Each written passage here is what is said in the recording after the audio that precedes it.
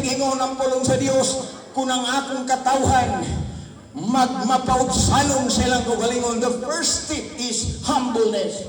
O mangita sa akong naong, o bubiya sa ilang kasalanan, o mutalikod gikan sa ilang pagkadutan. Ang kasulatan nag-ingon, nan ako magapatalingho gikan sa langit, o magapasaylo sa ilang kalapasan, o magaayo sa ilahang yuti. Inyong nadungog katong pipila ka mga testimonyo diri kaganina, mga kaigsunan, nga mga nahimo ng alagad sa Dios.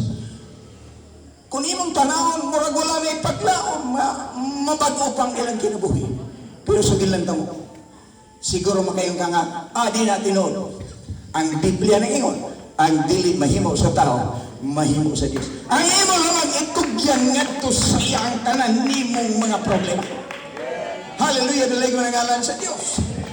Giskutan ako kaganina, nga unang bahin sa kaluwasan diha sa atong Ginisupuesto mo, kita iyang luwason gikan sa atong pagkamakasala. Nga naman, Pastor, ang Biblia nag-ingon, walay matarong, wala bisag usa. Yan naman, ang tanan nakasala, ug luwad-an sa imahe sa Dios, walay pare-hari, gobernador o bisang kinsang tao. Ang tanan nakasala. Gusto sa Ginoo nga kita luwason gikan sa atong mga sala.